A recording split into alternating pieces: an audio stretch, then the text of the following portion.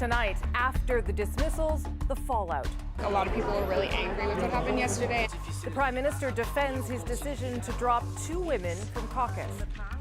Plus, CBC News has learned details of the government's weeks-long secret negotiation with Jody Wilson-Raybould. We witnessed firsthand the devastation that these bullets wrought. Canadian doctors take to the streets in a call for stronger gun laws. We'll hear their personal stories about treating victims. They helped someone who was facing retaliation for telling the truth. And whistleblower Edward Snowden, in exile in Russia, he rarely gives interviews, but tonight he's speaking with us. He's got thanks for Canada, but also a serious warning. This is The National.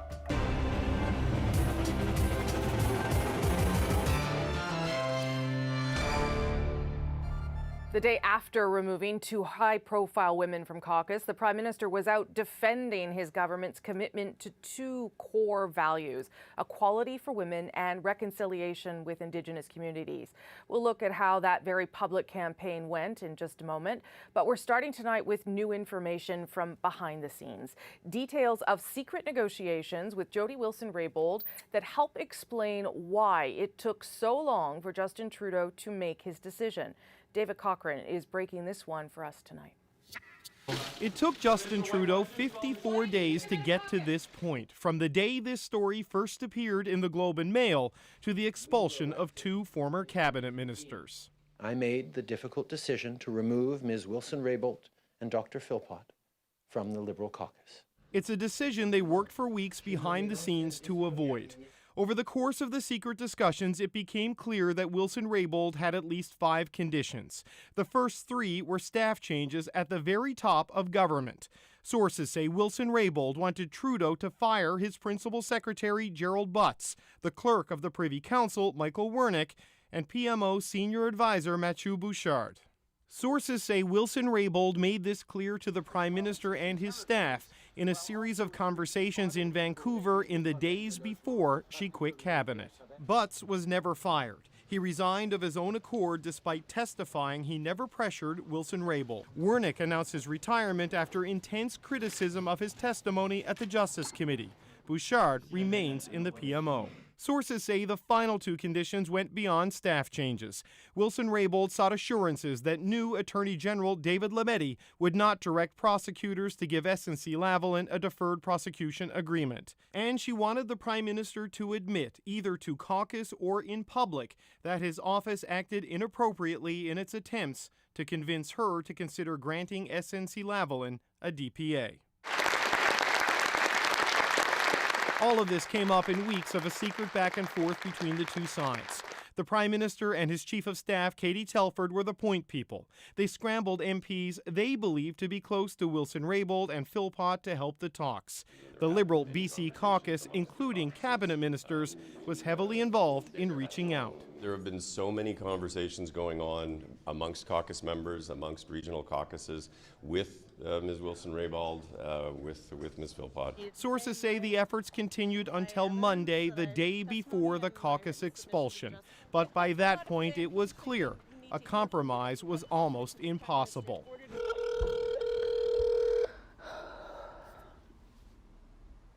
Hello. Hello, Michael. It's Jody. Hi, sorry about the phone tag. That's okay. The Friday release of Wilson-Raybould's secret recording of her conversation with Wernick obliterated an already fractured trust with much of the Liberal caucus. Okay, obviously we've tried to get some reaction to all of this news tonight. David, what are you hearing? Yeah, Rosie, we reached out to the Prime Minister's office, and I spoke with Kate Purchase, his Executive Director of Communications. She says that Jody Wilson-Raybould at no point issued a formal series of ultimatums to the government, but beyond that, she would not comment on the private conversations that Trudeau had with Wilson-Raybould or anyone else throughout this entire process. We've also heard from Jody Wilson-Raybould tonight. In an email, we put the specifics of our reporting to her looking for reaction. She replied with a simple no comment. Okay, more to come. Thank you, David. Appreciate it. Welcome. All of that, of course, brings us to today and some perhaps awkward timing for the Prime Minister. After removing the two women, he had to then stand before hundreds of others at an event aimed at getting more women involved in politics. Faced with protest, he defended his decision even as the opposition went on the attack. And the women at the center of it all stepped up to the mic. Here's Katie Simpson. On the outside and unapologetic, Jody Wilson-Raybould and Jane Philpott say what's happened is unfortunate, but they have no regrets. The truth and principles must always come first, and that's what I did, and that's what I'll continue to do. You have to be able to hold your head high and look at yourself in the mirror at the end of the day and say that the choices that you made were the best ones under the circumstances. The Prime Minister appeared just as confident in his own actions and vigorously defended himself in front of hundreds of young women on Parliament Hill at an event called Daughters of the Vote. Diversity only works if there is trust, and within a team, when that trust gets broken, we have to figure out how to move forward. Justin Trudeau's explanation was met by silent protest. About 50 of the 338 women stood and turned their backs on him over this and other issues, including reconciliation.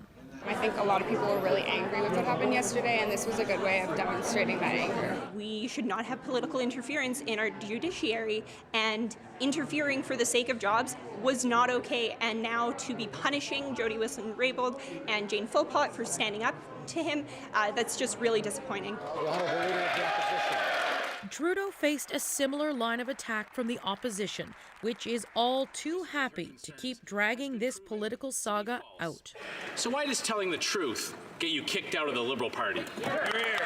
Being a member of a caucus comes with both rights and responsibilities, and part of that responsibility is around trust. Jody Wilson-Raybould and Jane Philpott both want to take some time to figure out if they'll stay in politics beyond the fall election. If they do decide to run again, it is very unlikely they'll be welcomed back into the Liberal Party. Katie Simpson, CBC News, Ottawa. Now, ousting Philpott, the former Indigenous Services Minister, and Wilson-Raybould, herself, of course, an Indigenous MP, meant the Prime Minister was also called on to defend the government's commitment to reconciliation today. Wilson-Raybould had warned the PMO of potential fallout on this issue. Olivia Stefanovic now on whether that's actually playing out. This is an issue that is probably one of the most important for this government, the issue of reconciliation. That was part of Justin Trudeau's message to young women gathered on Parliament Hill today, many of whom questioned him on Indigenous issues, leaving his government defending its commitment. This is way more than one person. This is our Indigenous caucus. This is all the partnerships we've made. We want to keep going on reconciliation. Equality means that if you cross the line, there are consequences. I will not apologize for being a strong advocate, pursuing transformative change for Indigenous peoples in this country. Jody Wilson-Raybould was the first Indigenous person to hold the position of Justice Minister and Attorney General. And around the time she was being shuffled from that job, she warned it would not look good for the government. In text messages to Gerald Butts, Trudeau's former principal secretary, she wrote the government should be careful about the perception, worrying that it may be confounding and perplexing to Indigenous peoples, a sentiment already being expressed, including by some who have previously criticized the government. I think there's irreparable harm and damage done to Prime Minister Trudeau's vision and stated intent to carry forward the reconciliation agenda. The trust has been broken. In a statement, the Assembly of First Nations also expresses disappointment, adding the events of the past few weeks raise serious concerns about the motivations and actions of this government. But not every organization feels that way.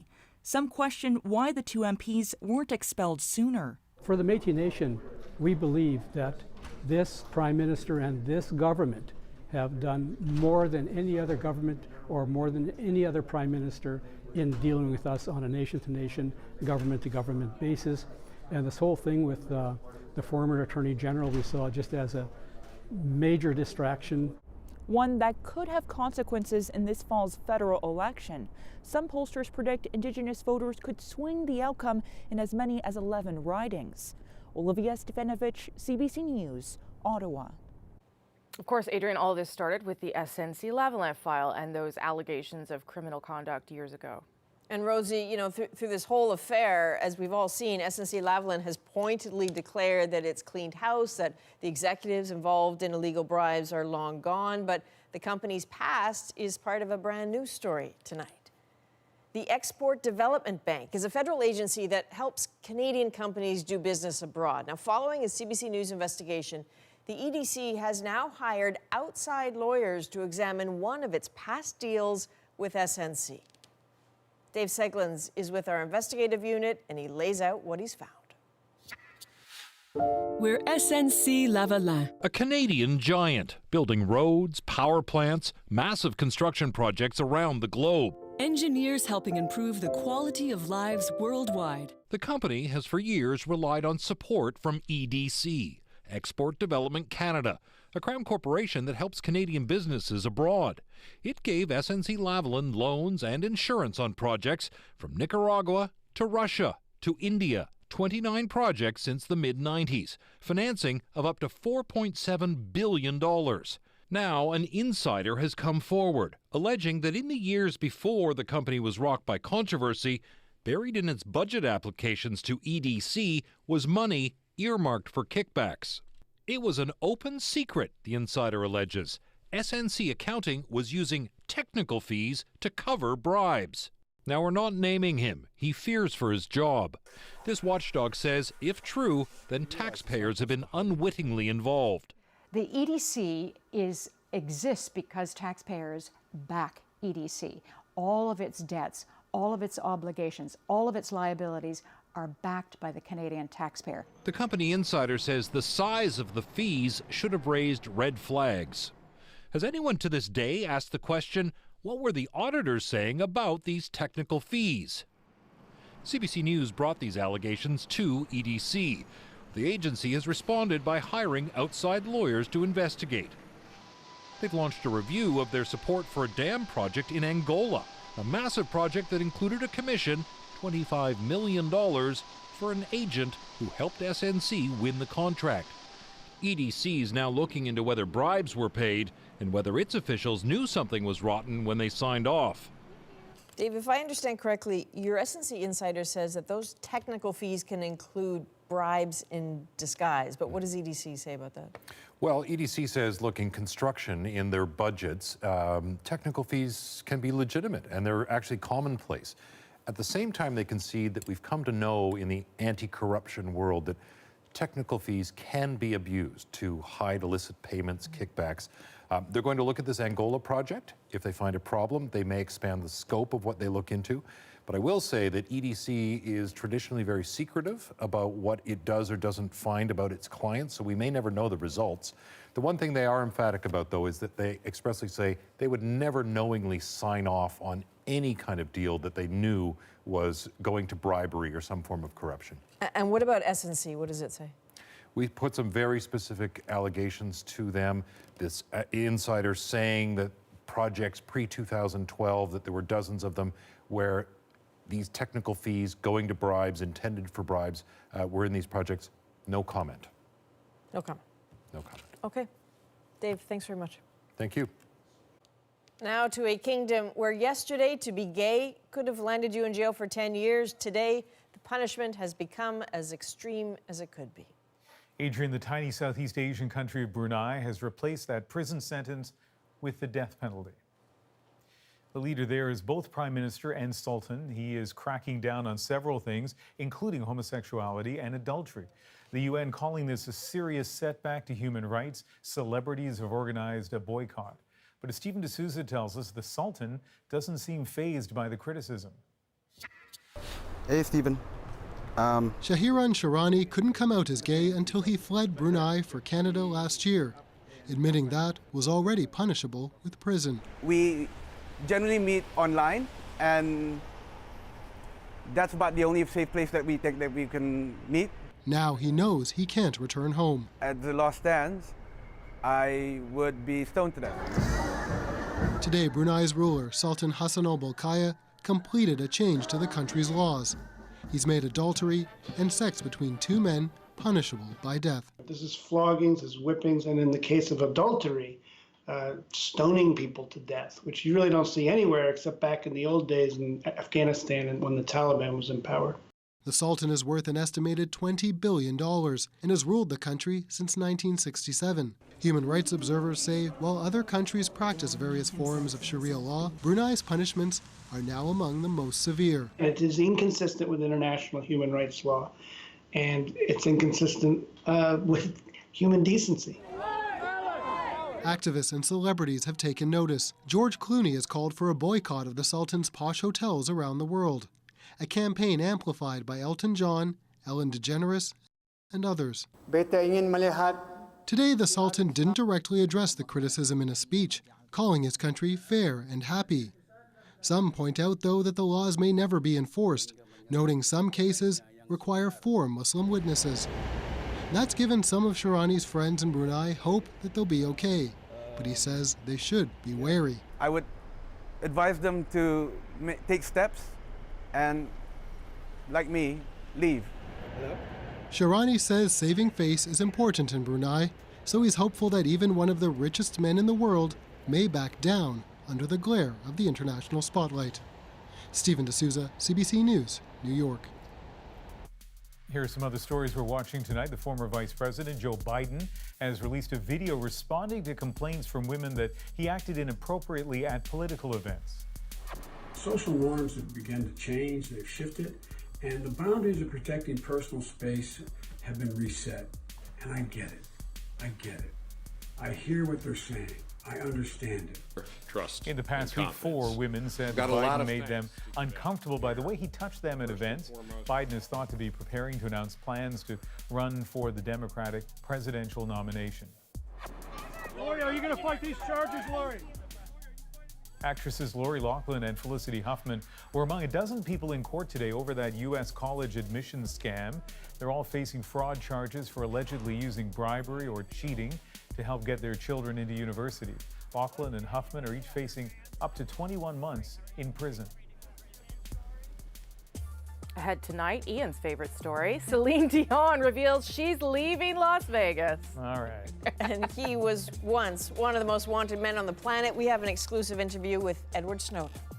And as doctors across the country call for stricter gun control, we hear their personal stories from the front lines. We see how these bullets tear apart flesh and tear apart the tissues and tear apart the organs, robbing the person of their lives.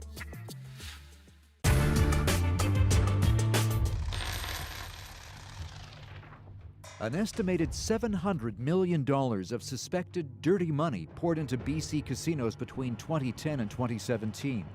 Bags and bags of suspicious cash flowing through the system, ignored warnings of horrendous money laundering. How was this allowed to happen? Our investigation began in 2004. A lawsuit between BC's Great Canadian Casinos and a Texas company reveals allegations of loan sharking in BC casinos. We've been advised from our bosses that it's not really our business to stick our nose in the business of the loan sharks, that we're there to just watch the games. CBC initiates a Freedom of Information request for BC gaming documents. They took 4 years to obtain. The documents reveal a troubling pattern of suspicious transactions. The suspicion is that gangsters are using the casinos to launder the proceeds of crime. CBC launches an undercover investigation. Why don't you guys count the cash? And successfully uses money laundering techniques to launder $24,000. Yeah, no problem. How is it that the media, in their own investigation over 4 years, were able to expose this when successive ministers knew nothing about it? A man walks into a casino with $1.2 million in chips. He asks for and receives a letter saying the money is casino winnings. 2 days earlier, at a different casino, a man had brought in $460,000 in 20s. Casino staff don't flag the transactions as suspicious. In the months that follow, massive amounts of suspicious transactions occur. The casino industry in general was targeted during that time period for what may well be some very sophisticated money laundering activities by organized crime. How can you be certain that they're not laundering drug money? Well, you'll never know 100% all the time. There's certainly the checks and balances in place, and I'm satisfied that we're doing as good a job as anybody else. Dollar figures for suspicious transactions continue to rise dramatically. They haven't done, I think, any meaningful changes since that time, and that shows by the FOI results that CBC has obtained.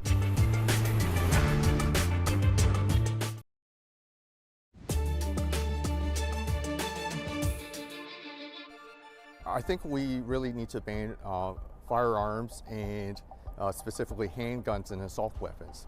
I think this is a public health issue. That's the message echoed by frontline health workers across the country today. A national day of action with rallies in 13 cities from Halifax to Vancouver. The group, Doctors for Protection from Guns, was created after last summer's Danforth shooting in Toronto. They say they are speaking out to prevent more shootings. We see the realities of gun violence on an almost weekly basis. These are not rare events. These are not events that are occurring in other countries, in other cities. They're happening here. Canada has seen a 42% increase in gun-related violence since 2013. So one of the ways that they are calling for change is through Bill C-71. The proposed legislation would overhaul the background check system, create new record-keeping requirements for retailers, and increase the restrictions around transporting guns. The bill is still being debated in committee in the Senate. Some oppose those changes, though, saying that they target legal gun owners. The Canadian Coalition for Firearms Rights also says the doctors are wrong to present themselves as policy experts. Comments similar to the NRA, which said doctors in the U.S. should just stay in their lane. So we asked doctors about their experience treating gunshot wounds and why they are making this their cause. Weapons of war have no place in our civil society. Reese Fallon was killed, 2 other friends were shot, and down the street 10 others were injured. My innocent younger brother was shot 12 times in his car 2 minutes from my home. Canada's death rate for firearms is 3 times that of Ireland, Spain, and the Netherlands. We can do better. We witness firsthand the devastation that these bullets wrought. We see how these bullets tear apart flesh and tear apart the tissues and tear apart the organs, robbing the person of their lives. We witness what this does to the families and the lifelong result of these injuries. They never are really the same. I remember vividly a woman who was on her knees pleading for mercy when her husband shot her. She was shot through the heart, the lungs, the stomach, the spleen, the pancreas, the colon, the kidney. She was in the operating room for hours and then required multiple surgeries. After that, she was hospitalized in the ICU in the hospital for weeks. She eventually survived. She had a bowel bag. I'm sure her life was never the same. This was during my training in the United States, in Los Angeles, where it was a routine event to have people coming in with gunshot injuries, largely related to gang violence, but sometimes just other random events. This was extremely traumatic, not only to the patient, but their family, and of course caused a major disruption in healthcare because of all the services required to take care of these people. This person suffered from post-traumatic stress disorder, was never able to return to work. Their family was affected by it, being in the hospital for months and months, and then suffering emotional trauma for years and years afterwards. I became a doctor so I could stand up and say, enough is enough. I'm here today and I'm in my lane. This is our lane. Our lane involves caring for people who are victims of gun injuries and preventing those injuries, because that is part of the role of being a healthcare worker. We know that 75% of firearm deaths in Canada is actually death by suicide. So if this isn't my lane to help, I really don't know whose lane it is. We feel that we have an obligation not just to treat patients, but to treat gunshot wounds like any disease and advocate for preventive measures. We don't have any problem with hunters or hunting weapons or things like that, but assault weapons really have no useful purpose in a civilized society. It's our lane because we've held the hand of a mother who's lost their son. We have consoled a husband who has lost his wife. We have broken the terrible news that a loved one has passed away. We see the devastation, and it's time for us to speak on behalf of our patients. Ahead tonight, we'll show you how students in Iqaluit are making sure their classmates aren't studying on an empty stomach. First, though, an exclusive interview with U.S. whistleblower Edward Snowden. You don't do a lot of interviews, but something about this is so urgent that you've decided you have to. What is it? His message to the Government of Canada straight ahead on The National.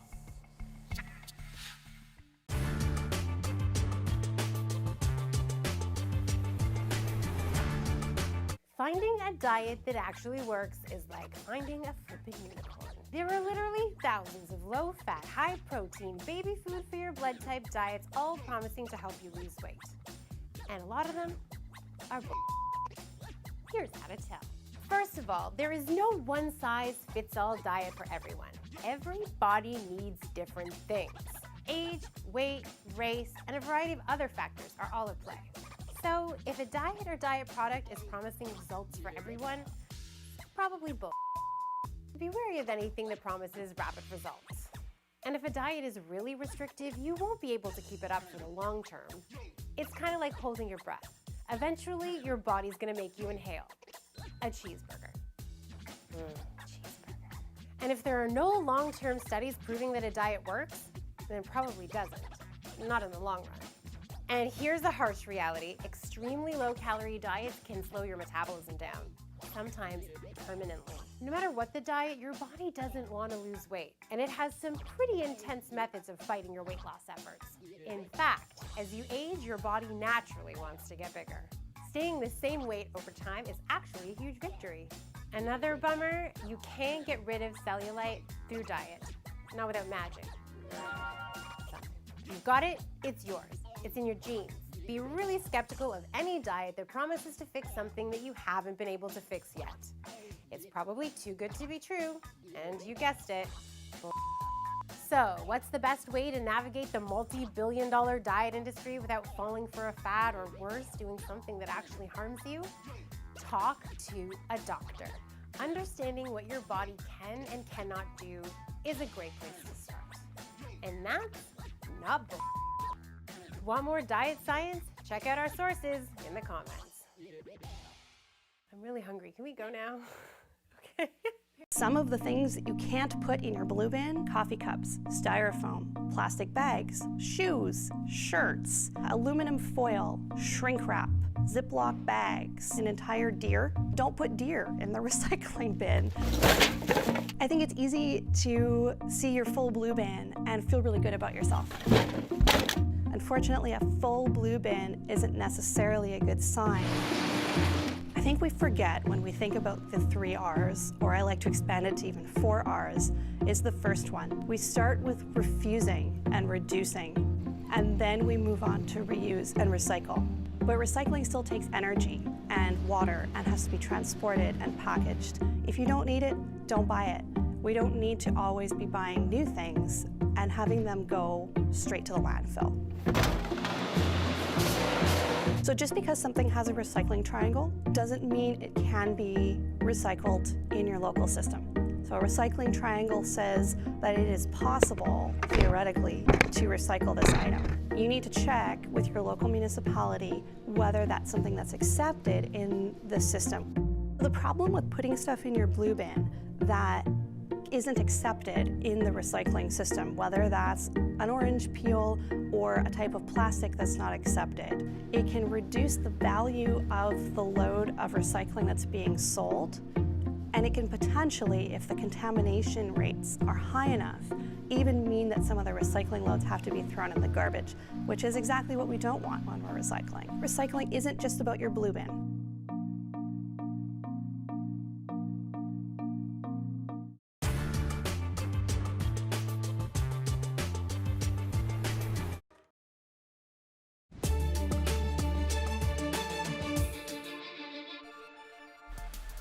You may remember back in late December, 2 people were arrested during terrorism raids in Kingston, Ontario. Well, today, one of those people, a minor who can't be named, was released on bail. Among the conditions, he'll have to surrender his passport and wear an electronic monitoring device. He's facing 2 terrorism charges, and CBC News has learned the alleged terrorist plan involved using an explosive device. The raids were carried out after a tip from the FBI. I heard police, search warrant, open the door. A search warrant executed in Brampton, Ontario, has led to the arrest of a second suspect in the kidnapping of Chinese international student Wan Zhenlu. It's alleged Hashim Abdullahi is one of the men who forced Lu into a van in a parking garage last month. The 22-year-old student then turned up at a home 3 days later. Another man turned himself in this week. 2 suspects are still on the run. The eyes to the right, 313. The nose to the left, 312. So the eyes have it, the eyes have it. Unlock! With just 1 vote, British MPs have backed a bill to delay the Brexit process. As it stands, the UK has until April 12th to put a plan to the European Union, or Brexit will happen with no deal in place.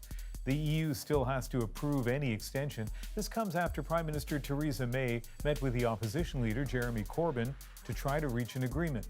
Corbyn says the talks were constructive, though inconclusive.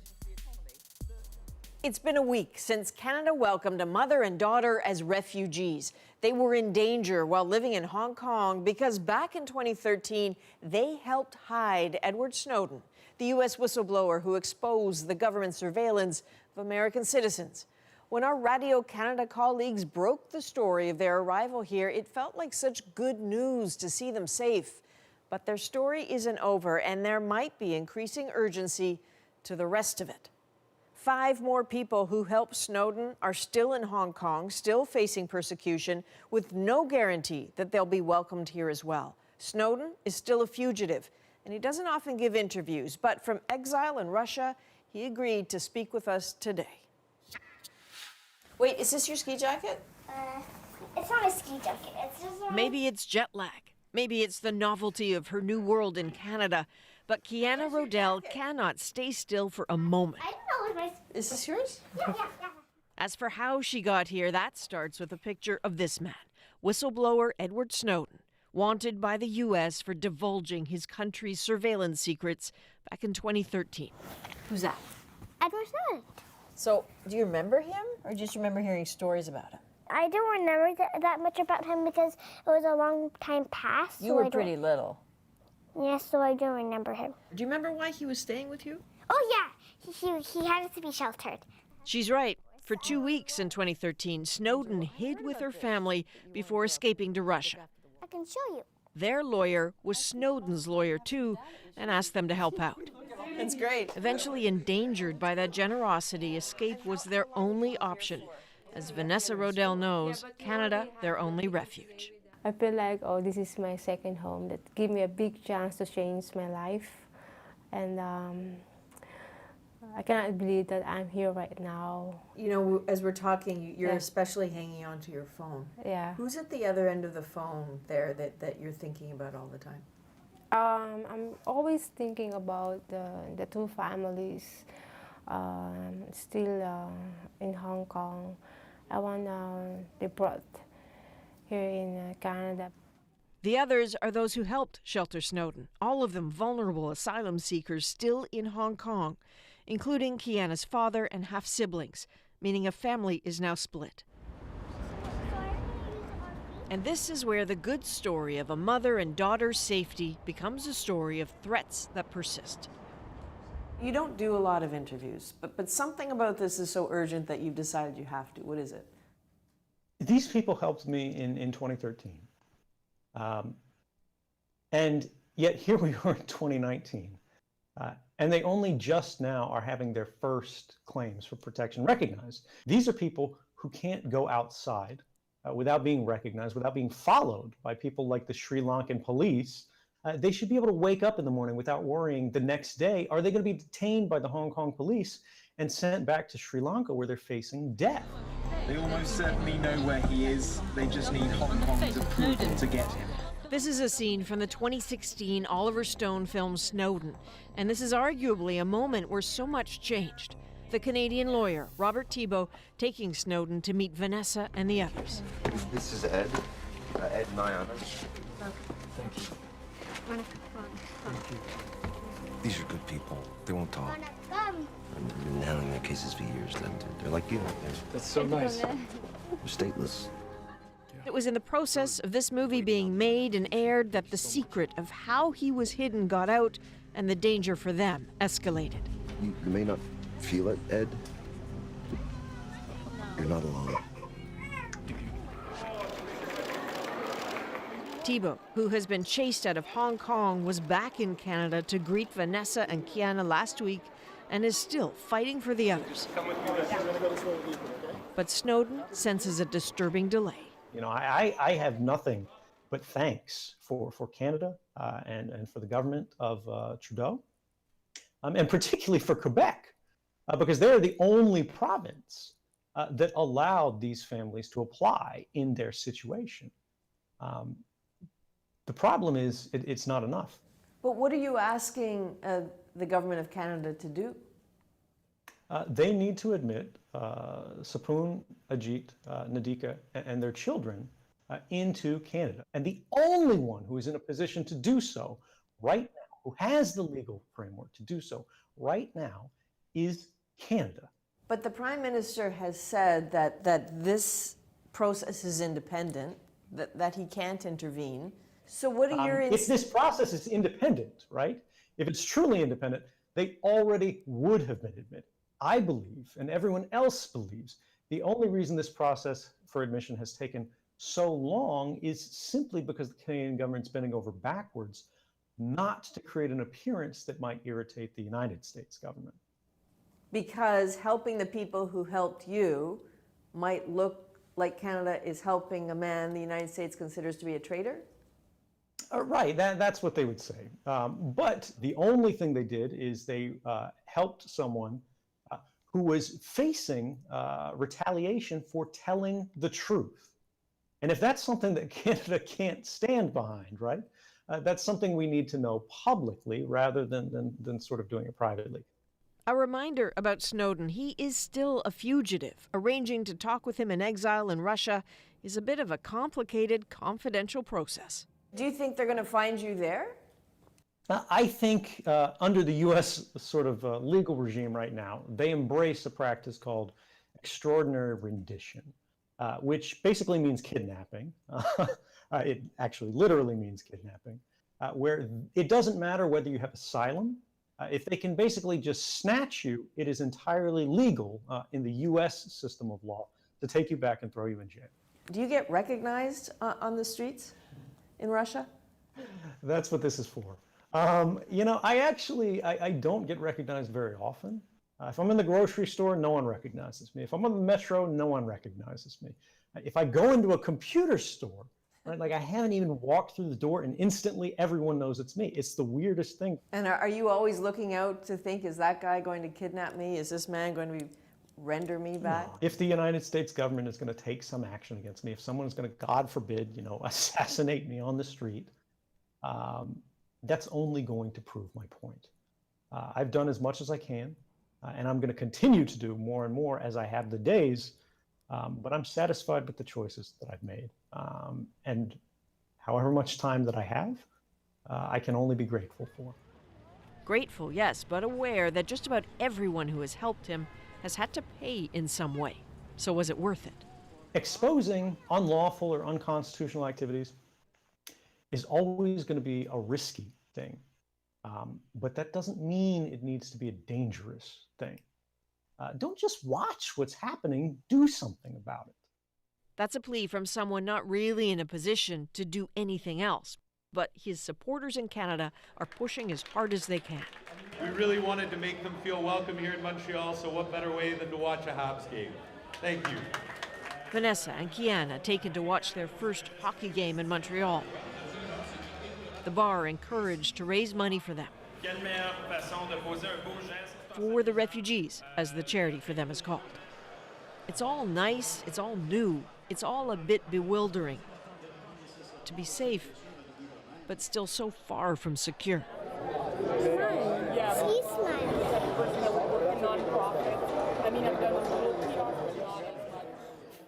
So, Adrian, I know that was just a small part of a fascinating conversation, and you ended up with a lot more than you expected.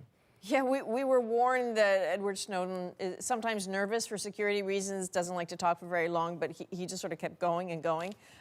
He really does have sort of a serious focus on freedom of the press. He thinks Canadians need to be a bit more alert to the challenges to that here, the surveillance of journalists and their sources in Quebec in particular, the problems with access to information laws in this country, lack of protection for whistleblowers. He thinks really there's a lot that Canadians need to pay attention to. And we were talking about this a little bit earlier in the newsroom, that he's got some observations about what's happening here in Ottawa. Yeah, I didn't expect that. He's been watching what's unfolding, and he says, look, he has no opinion on who's right in the Jody Wilson-Raybould versus Justin Trudeau trouble, but as someone who tried to scream from the rooftops about governments surveilling their own citizens, his sort of curious perspective is that he just finds a fair amount of irony in politicians expecting privacy in their communications when arguably average citizens know that whether it's governments or social media companies, they're being monitored all the time. You know, you don't have to agree with him on this, but he said he found it a little bit striking. Well, very interesting conversation. I know we're going to hear more of it on the CBC. Up next on The National, David Common takes us inside a high school cafeteria in Iqaluit for a look at how students are taking a hands-on approach to making sure their peers are fed. You're making lunch right now? We are. Lunch yes. for how many people? Probably 100 to 120. Yeah. So it's busy time. Less than an hour till meal time. That's right.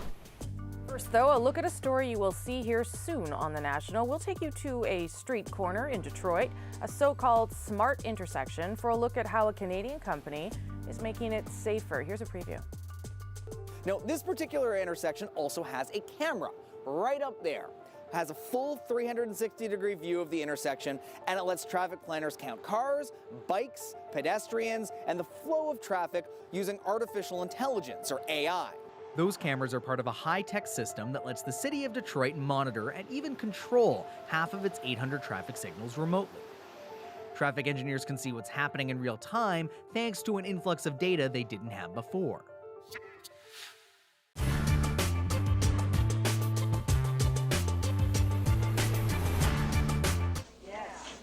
A mango is a mango is a mango, right?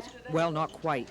These mangoes have been zapped. They've been irradiated with a dose roughly equivalent to 10,000 chest x-rays. Good. Approved by the FDA, the USDA, nice. The EPA. Delicious. This peculiar taste test took place in Miami Beach 2 months ago. Lorenzo's became the first place in North America ever to sell irradiated fruit. And there's a chance irradiation may come to Canada. Instead of mangoes, we may end up eating zapped chicken. The irradiation of food may become one of the hottest health issues of the 1980s. Here is the first really new method of food preservation. You want to get nuked? Sure, go for it, and let's build a silo in my backyard. Oh, I have eaten irradiated food, and I certainly would actively look for it if it was in the supermarket. This is cobalt-60, a byproduct of Canada's nuclear reactors, and the most common power source of food irradiation. This is how it works. Chicken, for example, goes into the irradiator on large pallets. Inside, the cobalt-60 rods are raised from a pool of water. The chicken revolves around the radioactive source. The rods are returned to the water, and the irradiated chicken moves outside. The government is now considering allowing the irradiation of poultry for 2 reasons. Firstly, to cut down salmonella poisoning. Most cases of salmonella poisoning in Canada involve poultry. Secondly, to extend shelf life. For 40 years, scientists have studied food irradiation, and most have declared it safe. They point to the astronauts who munch their way to the moon on zapped steak. They say it's safer, cheaper, and more effective than chemical sprays and fumigants. Sprays and fumigants that in some cases have been outlawed. We're looking in agriculture for non-chemical means of protecting the crops or the animals. Dr. Norm Tape of Agriculture Canada has just been made chairman of a UN group of all 26 nations that currently irradiate food. irradiation isn't going to be a panacea. It's not going to be our milk supply or breads and our meats and our fish and all that. I think there are going to be selected applications where there are health benefits and it's economically feasible. The people that work here at Atomic Energy of Canada Limited have asked the government for approval to irradiate poultry. They're waiting for the government's decision with great interest. Most of the 140 irradiators now in use around the world have been produced right here. In the majority of cases, they're used to sterilize medical and hospital disposable goods like surgeon's gloves or cotton swabs. It's a multi-million-dollar business, a growth sector in a nuclear industry that has been slumping badly. If the government gives the green light for food irradiation, AECL could be the big winner. No, we're talking many millions of dollars of business a year, well downstream. Bruce Wilson is AECL's director of marketing. He's sold irradiators around the world from China to South Africa, $15 million worth over the last year alone. Given that you have a regulation in place, you have the world's biggest and best supplier of this technology in your own backyard.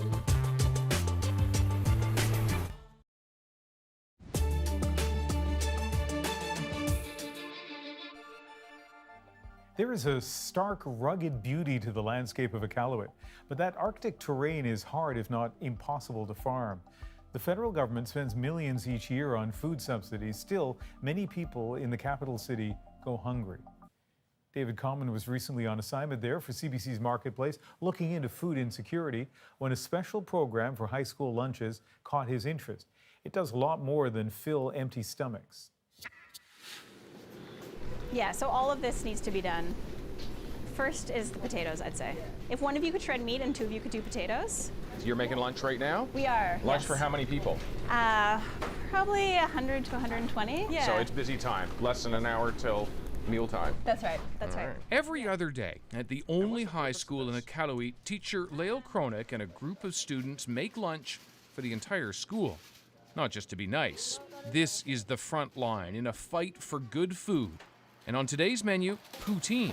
Just kind of shred it into bite-sized pieces as much as you can. And that meat? We have some tuktu, That's some caribou. Yeah, it's really important that students have access to traditional foods. And it's quite healthy. It's very healthy, yeah. And what's the purpose of this? I'm a food studies teacher, and so in our class we end up having lots of discussions about food insecurity and some of the issues students are experiencing in the school and across Nunavut. And with students, we were kind of discussing what we could do as a school community to help address the issue of food insecurity. And Nia and Maddie, there's another pan of potatoes here. Across Nunavut, 7 out of 10 young people go to bed hungry. Many more can't afford the most nutritious food. So malnourishment is a stark reality in the north, as if it were some faraway land. I mean, there's so much research about the importance of kids having enough to eat. They're huge. And do kids have enough to eat in the north? No. Yeah, if you speak to any of the students, they can share experiences that are personal or like people they know well, struggling to have access to adequate and nutritious and culturally relevant foods. What are you guys making? We're trying to make it like it has the caribou broth. Why do you guys like doing this? It's really fun and it's really needed. It's really needed. What do you mean by that? Like, there's a lot of communities out there where there's schools that have so many hungry kids. It's pretty much like that here, but we're helping a lot. Oh. The school doesn't have the money to do this every day. Getting food traditional or imported by plane from the south is costly. So you can just snap it off. In addition to the lunch program, they're also thinking ahead to more ways they can control their own food supply. And yeah, this is the dinosaur kale, the kind of bluish one. The students have started to grow leafy vegetables right in the cafeteria year-round. How quickly does this grow? I mean, you can probably get some baby lettuce in a month. In a month? Say. That's pretty quick. Yeah. And we get to try foods that they don't even ship up here because we grow them ourselves. So, ready? Tradition still has strong roots here. For centuries in the north, it's been heard in Inuit throat singing and in the sharing of food with those who need it. Time spent together preparing food also cultivates relationships, important social skills developed while confronting a social problem. Why is this program important? It helps students that can't really get food at home by their parents working. I know this gets a bit personal, but could this be the only meal of the day for some of your students? Yeah, I mean, we're lucky. We also have a breakfast program, and we have Bannock at recess. But I've heard from students, like, when we don't serve lunch, sometimes they just don't have lunch for sure. And we also have some students who take home leftovers, and like they've said, they share it with their brothers and sisters. So yeah, I think it is a big deal for many of our students. As the line snakes through the school's cafeteria, there's an understanding that, as great as this is, it is not the solution to the problem of hunger. These meals are an interim, partial fix. But a pretty popular one, too. Thank you. David Common, CBC News, Iqaluit.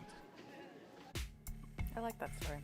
Celine Dion is meanwhile ending her Vegas residency this summer, which raises the question, what is next? We'll wonder no longer. I think it's time for a change. Time to hit the road. What's left to do? More to come in our moment, but first. In case you missed it, the world's most amazing dog, or at least he's in the running. This is Rev, a 5-year-old border collie. And that's his owner, Madison Phelan. She taught Rev everything he knows. And he knows a lot. Yes. My turn.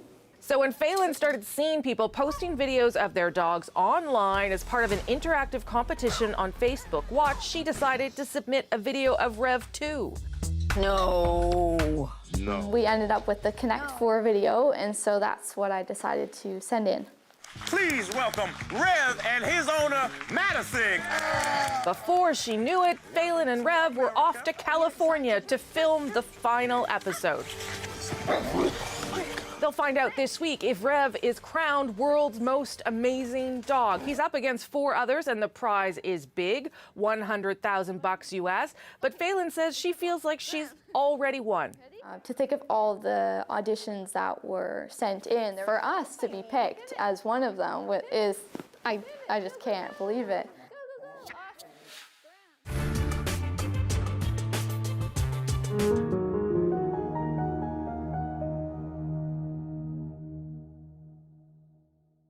It was a busy, busy, busy year. I think if you want to know about America in the age of Trump, there's one place to go to find out, and that's America. We went to a Trump rally in Houston in the sort of waning days of the midterm campaign. It is a show. And Donald Trump knows how to put on a show. Ted's opponent in this race is a stone-cold phony. As a journalist, we're kept in a pen in the middle. They kept saying the fake news back here. Then Trump makes a reference to the media out there, right? And he'll gesture to the pen. Suddenly, everything changes. The tone in the room darkens. And so, you know, how does that make our job more difficult? I mean, it's intimidating, right? It's an unsettling position to be in when all of a sudden the crowd in the arena looks at you, the media, in the pen and starts booing. And then the rally ends after an hour or something like that. And so we did what any, good news crew would do, is now we're released from the media pen, so we go out and let's talk to people. Electrifying. He's, he knows how to move an audience. It was great. I mean, that just was really the thing that we needed. And people were, pumped up because they'd just seen Trump, but pleasant again, which again reminds me, and I think should remind all of us, that everybody who supports Trump, they're just Americans who happen to believe in this guy and the things that he says and stands for, but they're nice people.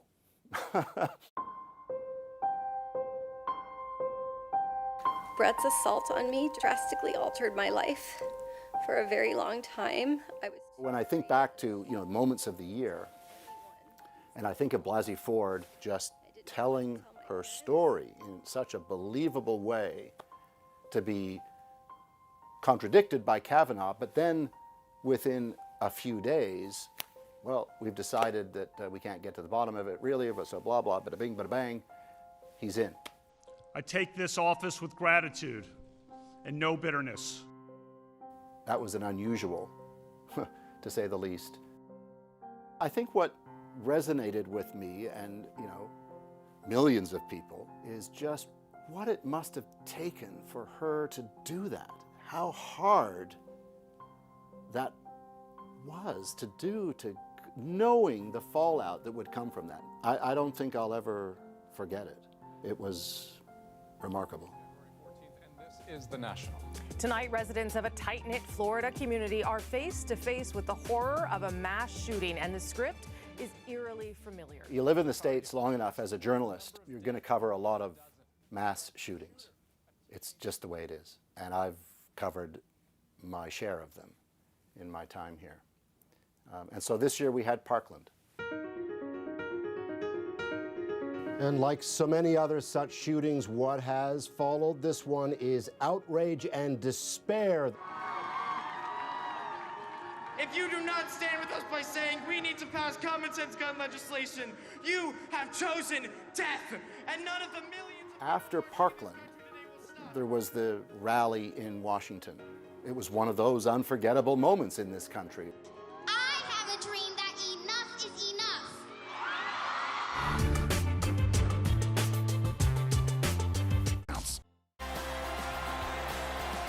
For the love of sport. This is CBC News. What makes it news to you? One small step for man. Is it something that tugs at your heart? The Constitution is now home. Or opens your eyes? The Berlin Wall is coming down. If the story matters to you, your community, fires burning across the province, or the entire world, we're gonna build a wall. You can always turn to us. CBC News, right where you are. For the past 16 years, Celine Dion has ruled the stage at Caesars Palace in Las Vegas, but today she broke out to LA and Facebook Live to make a really big announcement. At times giddy, sassy, and downright delighted, Celine told the world she's taking her show on the road. Of course, her world tour announcement is our moment of the day. Time to hit the road.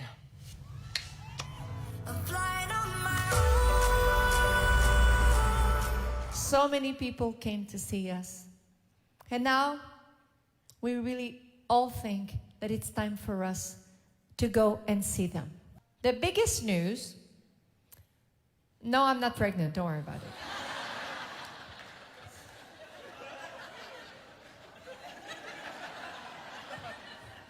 No, the biggest news, sincerely, is that I will be driving the truck on tour. Oh, I'm sorry. They're already telling me in my in-ears to stop talking and start singing. So, whatever. Every night in my dreams, I see you, I feel you. Oh, I thought we were going to hear more. Sorry. Listen, I will admit I am not the biggest fan of Celine Dion, but I have sort of come back to her on Instagram and other places because she is such an interesting character, and I think she does deliver a good show. So that would be good news to fans. Okay, well, A, you're going to get mail. And B, I learned from you, though, actually, Rosie, that she's heading to Quebec, spending some time in Montreal with her family this summer, but she'll be touring in Quebec in September, right around the time of the election campaign, apparently causing a little bit of consternation already. Yes. So she, like me, is in her 50s, and in the old days, that would be kind of maybe a little advanced to be on a tour. But I was thinking, 3 of the last 4 concerts I went to, Elton John, Paul Simon, and Paul McCartney. So really, she's just a kid, and I think she's going to fill arenas everywhere, even I'm just going to sing it out. Oh, okay. Okay. That is the National for April 3rd. Please sing, Rosie. Good night. Good night. Thought she'd be singing. Good night.